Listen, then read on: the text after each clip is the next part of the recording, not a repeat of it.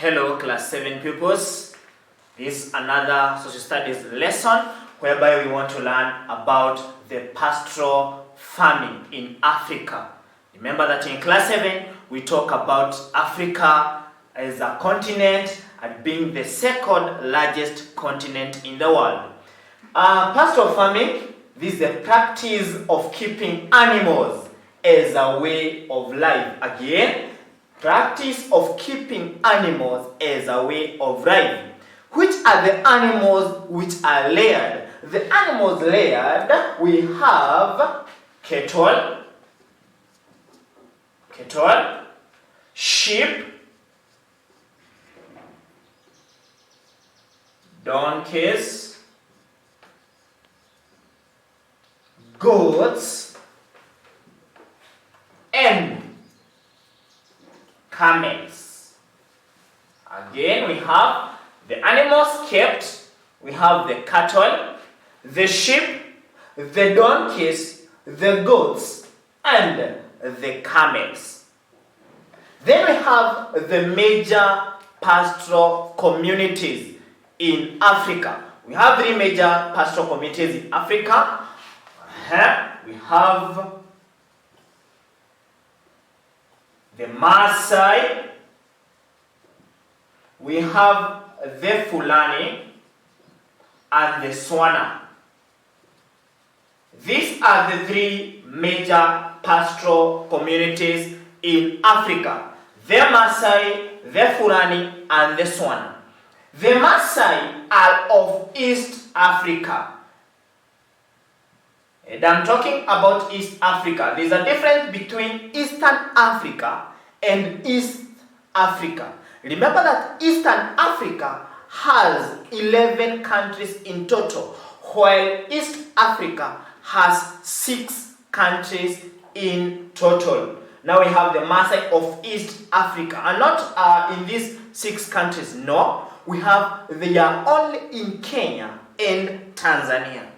Maasai are only in Kenya and Tanzania. Then we have the Fulani. The Fulani are of West Africa. The Fulani are of West Africa. The western part of Africa. This is where we have the Fulani. The Swana are of the country known as Botswana. The Swana comes from Botswana. So these are the three major pastoral communities in Africa. Then we have the Codations. The Codations favoring the pastoral farming. The Codations.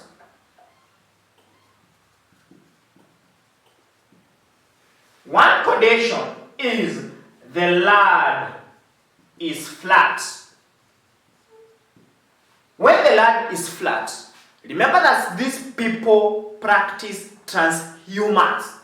They practice transhumance. What is transhumance?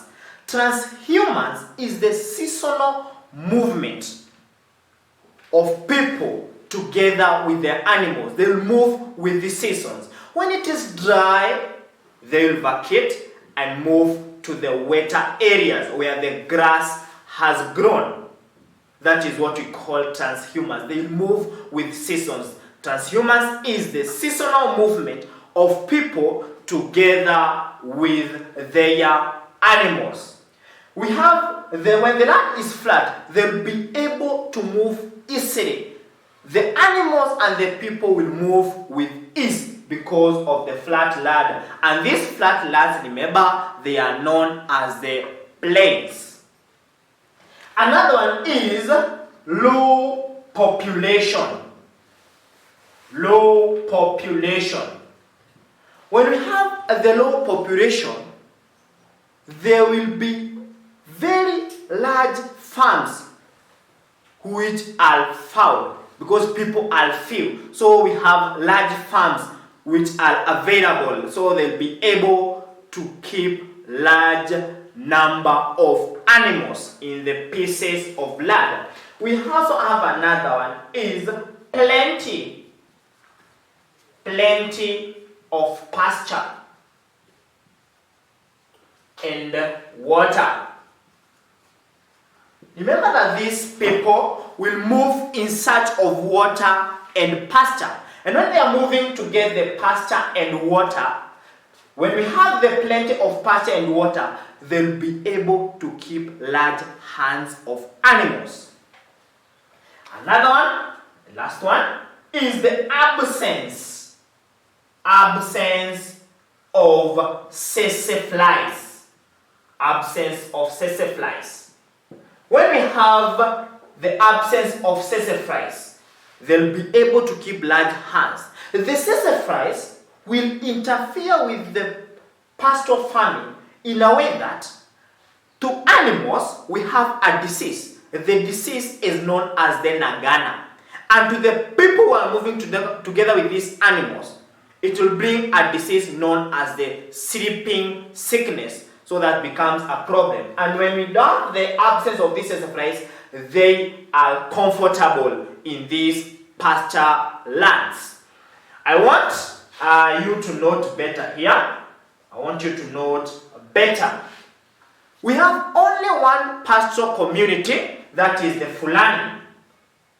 The Fulani is the only pastoral community which use horses. They will not layer horses, understand this. They will use the horses to look for pastures and water for their livestock. Because they are moving in a long distance, they cannot be able to walk so that they can get to where we have the pastures. They'll first of all use the horses to scout where we have pasture and water for their livestock. And get well, it is only the Fulani who use the horses to find the pastures and water for their livestock. We'll continue with the conditions, with the benefits and the problems facing the pastoral farming. Thank you.